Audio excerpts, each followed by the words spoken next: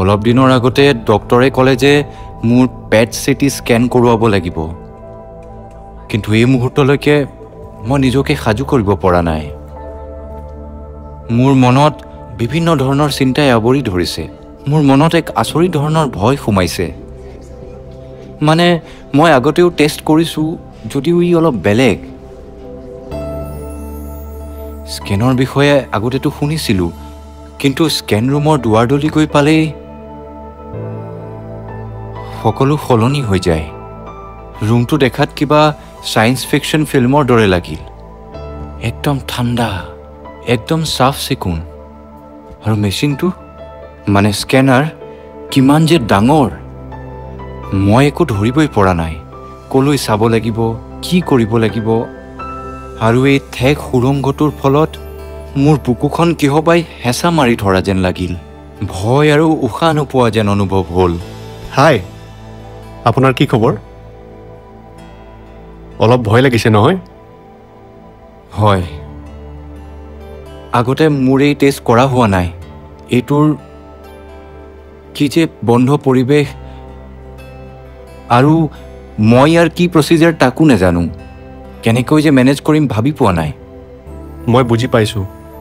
Scan কৰাৰ আগতে বহুতেই এনেদৰে ভয় কৰে, কিন্তু বিশ্বাস কৰক, আজিকালি টেকন'লজি বহুত উন্নত হৈ পৰিল। আজিকালি এই মেচিন এনেদৰে বনোৱা হয় যাতে আপোনাৰ এই সম্পূৰ্ণ প্ৰক্ৰিয়া একেবাৰে স্মুথ আৰু আৰামদায়ক যেন লাগে। আহক।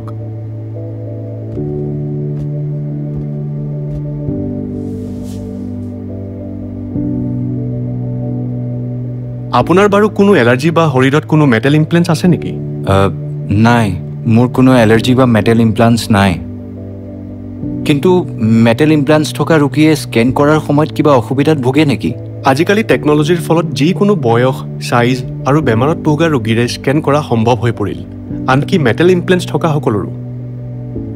ৰোগীয়ে মাত্ৰ স্কেন কৰাৰ আগতে সকলো কথা আমাক জনাই দিয়া উচিত, ঠিক আছে?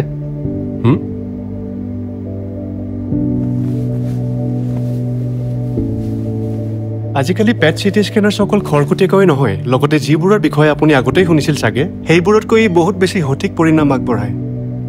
অ'কে? প্ৰত্যেক স্কেনৰ আগতে বাৰু ঔষধ বা কেমিকেলৰ ইনজেকশ্যন দিয়া দৰকাৰ নেকি? কিছুমান টেষ্টত বিশেষ অংগ, ব্লাড ভেছেলছ বা টিচুক হাইলাইট কৰাৰ বাবে কণ্ট্ৰাষ্ট মিডিয়া দিয়া হয়, যাতে ডাক্তৰে স্বাভাৱিক আৰু অস্বাভাৱিক স্থিতি চিনি উলিয়াব পাৰে। কিন্তু শেহতীয়া উদ্ভাৱনে কণ্ট্ৰাষ্ট মিডিয়া আৰু ৰেডিয়েশ্যনৰ কম মাত্ৰা নিশ্চিত কৰিছে। এইবোৰ কথা শুনি খুব ভাল লাগিল। বোধহয় তেওঁৰ কথা কোৱা ধৰণ আৰু টেকন'লজিৰ ওপৰত ভৰসাৰ কাৰণে। ব্যক্তিগতকৃত স্কেনসমূহে পৰম্পৰাগত স্কেনতকৈ অধিক নিগুণ আৰু সঠিকতা ৰাখে।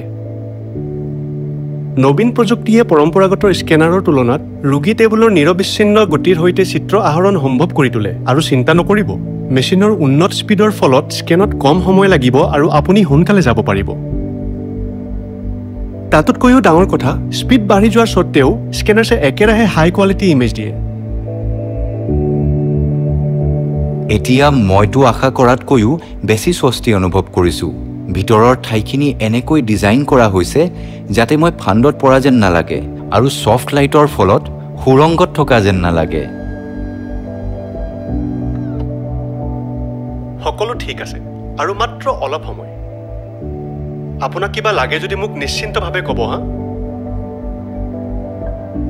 খুব সকাহ পোৱা যেন লাগিছে, আৰু টেকনিচিয়ানে একেৰাহে মোৰ খবৰ সুধি আছে যে মই ঠিকে আছোঁ নে নাই।